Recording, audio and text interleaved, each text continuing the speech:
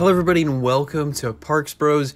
It's Drew here, and we have a different type of update today for you from Six Flags Discovery Kingdom, thanks to our good friend Mario at Mostly Coasters. Make sure to go subscribe to him, but you can see Batman the Ride is well underway, the 4D free fly that is going to the park this summer, and it's right next door to Harley Quinn, as you just saw. And if you saw our Tidal Twister testing video, you can compare how loud each of these rides are, honestly, and Tidal Twister is super quiet. But moving back to Northern California now, Batman construction is well underway, and within this day alone, they put in another 3 or 4 pieces of track.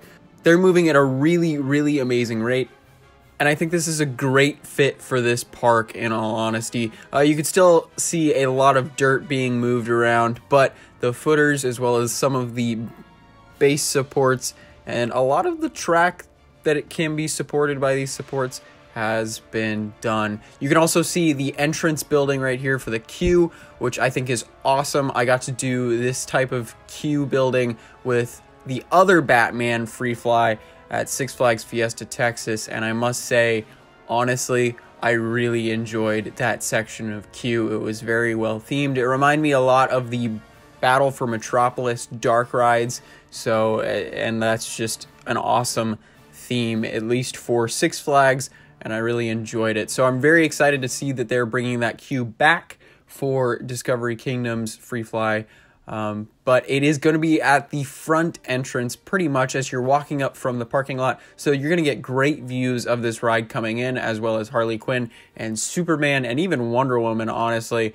But all those rides are huge eye catchers from that main pathway from the parking lot to the front entrance. And I think it's the perfect spot for something like Batman to go, because it will get the public's attention in that spot. And I think it's a better addition than the go-kart track, in all honesty. But you can see here, this is where the lift is going up, and it looks just like a 4D free fly. I don't know what else to say.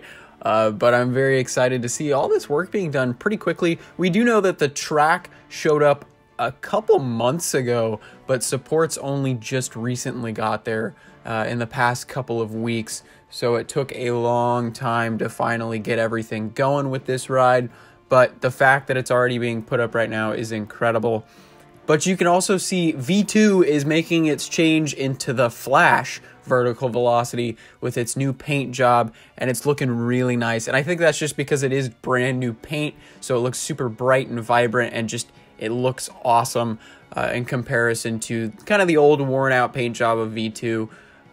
But there is still a couple tiny sections with just primer on it still, so those will be painted soon. You can see those in white and pink on the track, white with the supports, but those will be painted over in the next couple days to become fully yellow and red in the very near future. So it's very cool to see this finally being themed to Flash, and I think it really ties the rest of the area together to finally claim it as the DC Universe section of the park. Now here, looking over Penguin, you can see more Batman construction kind of from the side, and it looks pretty awesome. I really enjoyed the free flies that I've been on, and that's only one from Fiesta Texas. The only other Batman one, the rest of them are called Joker or Wonder Woman down in Six Flags Mexico, and I really enjoyed my ride on it. I thought it was a lot of fun, a lot better than Green Lantern, but I only rode Green Lantern once. But then again, I only rode the 4D free fly once as well, and I really much preferred the SNS version compared to the Intamin.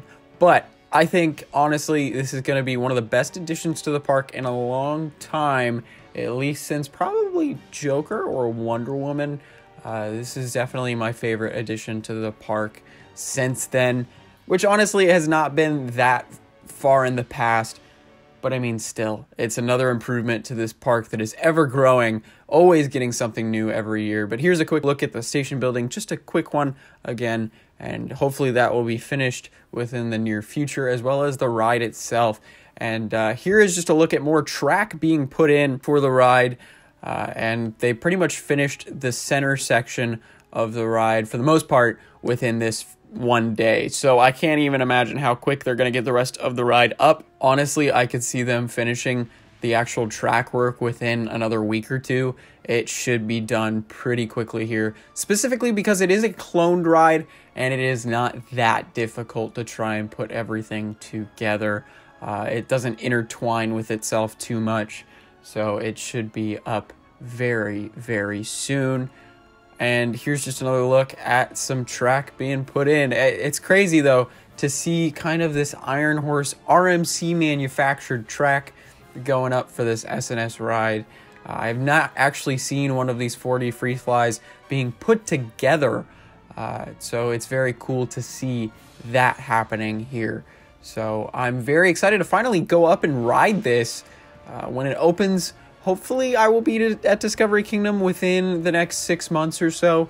I don't see why not. It's not that far of a drive. I mean, a good 6-7 hours from where I am, but still, it's not that bad. I mean, it's the next closest park compared to CGA up there, and of course we'd hit both.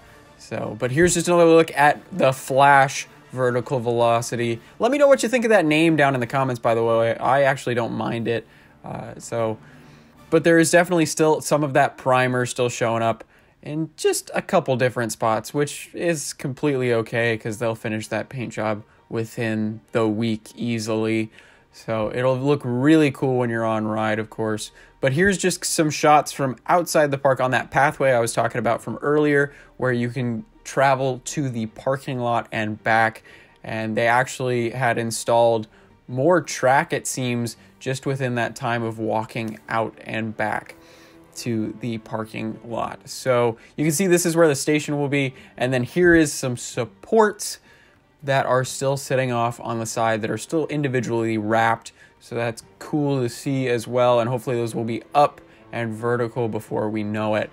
And yeah, it's looking really promising. Honestly, I could see this ride being open, honestly, probably the first week of June or so is my guess, but you never know. It might even open up at the last week of May for Memorial Day, which would be absolutely awesome.